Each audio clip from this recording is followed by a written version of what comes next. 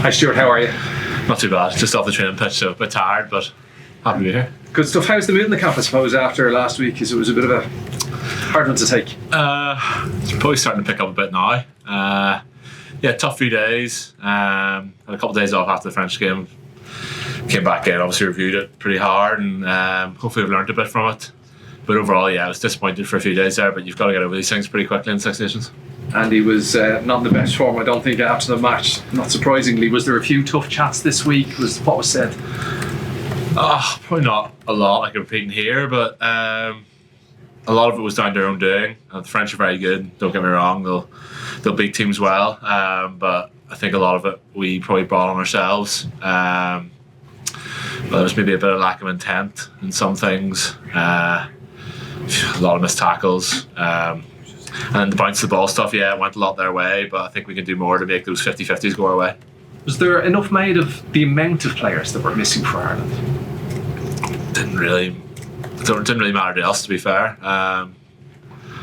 It doesn't really matter. I didn't really think about it before. I don't think the lads playing really thought about the guys missing before. I suppose in the grand scheme of things, if you look at it, it probably did make a difference, but it didn't make a difference to players on the day. Thanks, Stuart. Stuart, when you're reviewing the match and you look at the moments, so there's a lot of moments that could have gone either way. A lot of them seem to go France's way. Does the review focus on those, or are you taking into account what's happened over the last few months in the big games you played in November and here and lost to France? Is it a macro problem, and you're able to just put aside the little things that went wrong during the game to one side? It's a good question.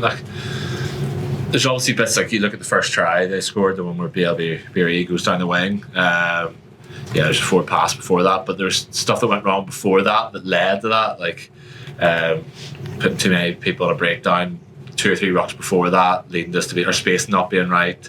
Guys chasing in when they shouldn't have, that led to missed tackle on the edge. So it's more looking at the whole picture rather than just guys making mistakes. There's things that they do a lot of times, and people outside don't see that, but Andy definitely sees it and the team definitely see it. The small things other people do around the pitch make everyone else's jobs harder.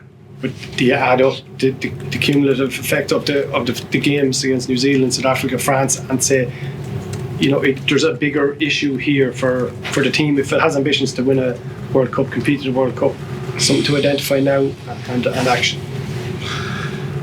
We honestly haven't spoken about South Africa or New Zealand in this week, especially. I think if you look at the South Africa game, there's probably different issues there to what the issues were at the weekend, so it was a different problem. So no, it's probably above my pay grade looking at all that and putting it all together. So no, I was probably just worried about what was happening in the French game there. What about it? Sorry. Hi, Stuart. I have a lot of talk about the Ireland attack, lack of attack or whatever. What's your reading of where it is at the moment? I think we're trying to evolve, and when any team tries to evolve, there's obviously a bit of teething problems, and I don't think it was so much the attack rather than more drop balls the weekend. I think we maybe draw about 9 knock-ons. I know the weather was greasy, but they made it look fairly simple at times, so I think it's hard to get into your attack and really get any flow when there's a lot of disjointed drop balls, and set piece went well at the weekend. We had ball there. We didn't really get any balls back in the aerial game, which is what we sort of targeted early, and they did really well there, to be fair to them. Today I think we thought we could get after them, and all 3 back three of them did a great job, so we had to adapt, and we probably left it a wee bit too late to adapt. So are some guys just not comfortable with that kind of strategy yet? Because as you say, it's something that's evolving. I'm fairly comfortable with it, but I haven't talked to individuals about it. I'm sure different guys are finding it probably different to what they've done before, but you've got to adapt quickly in this game. You can't you have a few bad games and people are trying to write you off, so you've got to adapt pretty quickly and go forward. Hi Stuart. I suppose Italian teams over the years known for physicality, but this outfit certainly has a lot more to their game. Where do you see the biggest threats coming this Saturday?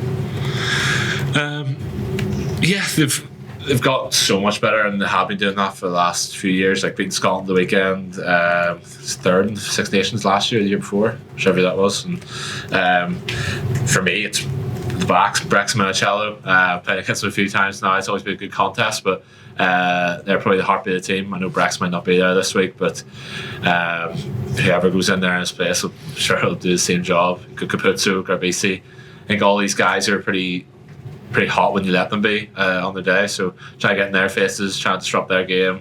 Don't give them that flow that their backs are looking for. And yeah, they still have that physicality, but hopefully we can be just as physical, if not more. Thanks, Susanna. Then Kieran. Hi, Stuart. You've obviously been starting at 12 relatively regularly, apart from injury. Kind of got one hand on that jersey. Is there a sense of confidence for you in that kind of starting position? I suppose you had to wait for a while to get there. Yeah, I'd like to think fairly confident anyway. I don't know if it's my jersey or not, but I think just the amount of time I've been here competing with Robbie and Bundy for that jersey probably got to the last 6-7 years. At my age now, if you're not confident in what you do, you probably shouldn't be here. So yeah, I'm fairly confident. I'd like to think I'm a confident player anyway, though, so just try to take that into the games. And the centre partnership with Gary is obviously developing as well. How has that been going this time around, I suppose? Not as well as it probably should have at the weekend, but listen, we've had some great games in the past, had some great games together. I think we started most of that, started the Six Nations, won the Grand Slam a few years ago. We've played together in fits and starts, and I think all four of the centres have done that over the last sort of 5-6 years. So yeah, we've got a pretty good partnership, and hopefully we'll build on that during this next 4 games. Kieran. Then Tom. Hey Stuart, you mentioned the attack is trying to evolve at the moment. Do you feel as a team you still have a strong, clear identity, or are you a team that's perhaps in a period of evolution or transition or any kind of label you would put on?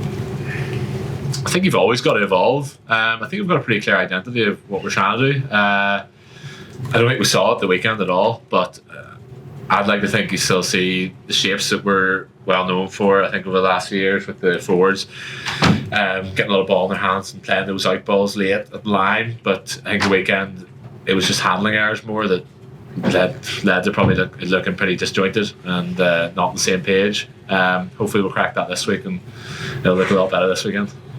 Tom.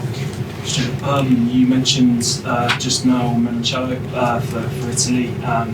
Player who's won the player of the tournament before in the Six Nations. But at both URC and also at test level, what your experiences of playing against him?